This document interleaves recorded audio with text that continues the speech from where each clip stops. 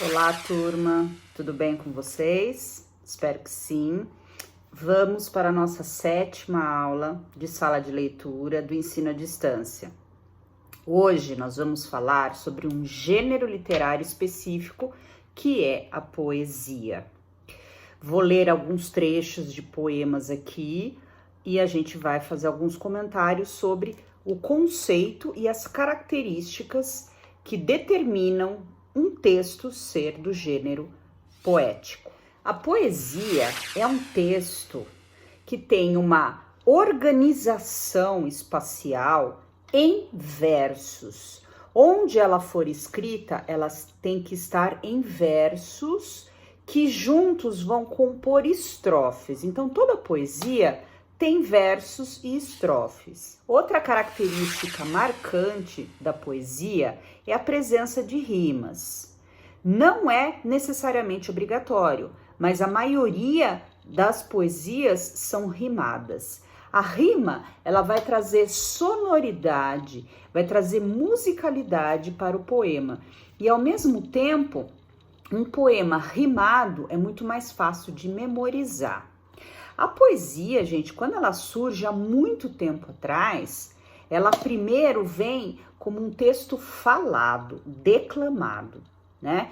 Depois que ele começou a ser muito mais escrito, houve um privilégio da escrita sobre a fala, sobre as oralidades, durante um grande período da história da humanidade.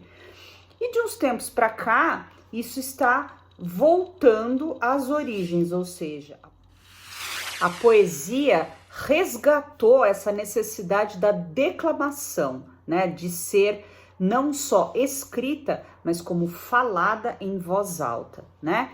Então hoje nós temos aí o movimento do Islã, né? Já falei para vocês sobre o que é, sobre as batalhas de poesia, inclusive na escola nós temos o Islã do Meirelles, onde além da produção escrita, você tem a performance, a fala, a declamação dos poemas.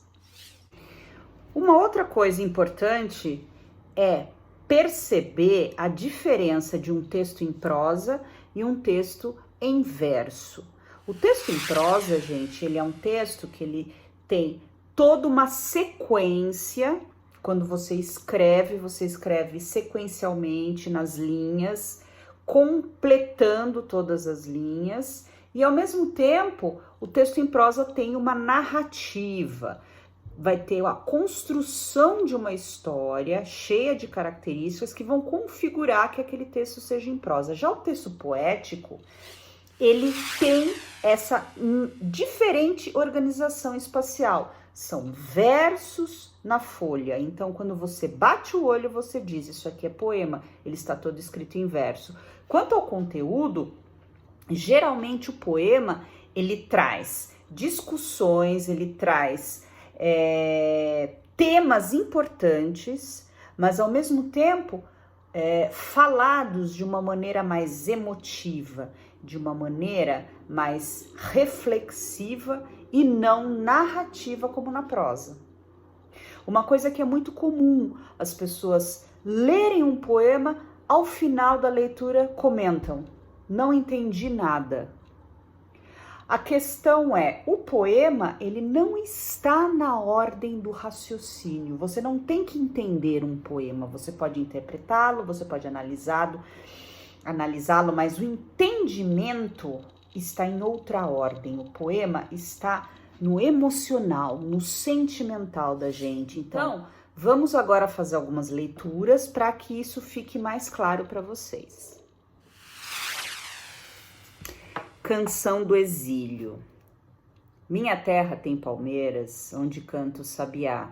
As aves que aqui gorjeiam, não gorjeiam como lá. Nosso céu tem mais estrelas, nossas várzeas têm mais flores, nossos bosques têm mais vida, nossa vida mais amores. Em cismar sozinho à noite, mais prazer encontro eu lá. Minha terra tem palmeiras, onde canta o sabiá. Minha terra tem primores, que tais não encontro eu cá. Em cismar sozinho à noite, mais prazer encontro eu lá. Minha terra tem palmeiras, onde canta o sabiá.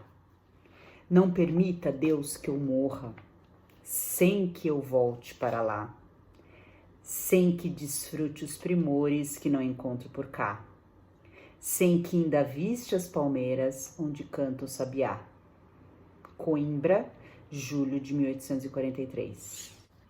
Esse poema é de Gonçalves Dias, o grande poeta brasileiro do romantismo. No final eu disse a data, 1843, ou seja, o poema tem mais de 150 anos. E ele traz uma ideia em torno, por isso que se chama Canção do Exílio. Ele está em Portugal, mas ele pensa e ele descreve com muito sentimento a terra que é o Brasil, né? Minha terra tem palmeiras onde canta o sabiá. Esse poema é muito famoso, gente, justamente porque ele tem trechos que estão no nosso hino nacional, né? Nosso céu tem mais estrelas, nossas várzeas têm mais flores, nossos bosques têm mais vidas, nossa vida mais amores. É um poema que a gente considera como um romântico, né? Da fase romantismo no Brasil, onde os poetas colocam muito sentimento, muito amor, até um exagero em criar uma ideia de um paraíso em busca de um poema muito sentimental. Jogos florais. Minha terra tem palmeiras onde canta o tico-tico. Enquanto isso, o sabiá vive comendo meu fubá. Ficou moderno o Brasil, ficou moderno o milagre. A água já não vira vinho, vira direto vinagre. Minha terra tem palmares. Memore, cala-te já. Peço licença poética, Belém, capital do Pará. Bem, meus prezados senhores, dado o avançado da hora, errata e efeitos do vinho, o poeta sai de fininho. Será mesmo com 2 S's que se escreve passarinho? Cacaso. Esse aqui é um poema, gente, que a gente chama de uma paródia. O que é a paródia? É quando você usa um texto inicial, que no caso é a Canção do Exílio, do Gonçalves Dias, e você reescreve o poema e muda completamente o sentido. Vocês notaram que aqui o poema é bem mais curto, o poema não tem essa intensidade, esse romantismo do Gonçalves Dias, essa seriedade com o seu sentimento amoroso em relação ao Brasil, à terra. Aqui ele desconstrói, né? Ele fala que minha terra tem palmeiras onde canta os tico-tico, enquanto isso o sabiá vive comendo meu fubá. Ele, de uma certa maneira, ele é irônico, ele brinca com esse sentimento e coloca no nível do prosaico, do cotidiano, falando de comer fubá. Depois ele fala, ficou moderno o Brasil, ficou moderno o milagre, a água já não vira vinho, vira direto vinagre. Aqui já são referências à modernidade do Brasil. E também a gente pode pensar que a modernidade do poema, né? O poema moderno, diferente do romântico, ele não tem essa necessidade da rima. Ele é mais simples, ele é mais seco. E aí ele traz um dado histórico importante. Minha terra tem palmares. Memória, cala-te já. Esse cala-te já é uma clara referência à censura, né? Ou seja, não podemos falar de palmares. Isso é uma questão polêmica da nossa história. E aí ele diz, peço licença poética, Belém, capital do Pará. Ou seja, ele vai fazer uma rima nada a ver, apenas para, vamos dizer assim, tampar aquele buraco do proibido. E no final ele brinca com a própria posição do poeta. Ele diz, bem, meus prezados senhores, dado o avançado da hora, errata e efeitos do vinho, o poeta sai de fininho. Será mesmo com 2 S's que se escreve passarinho? Ele ainda termina com uma brincadeira linguística.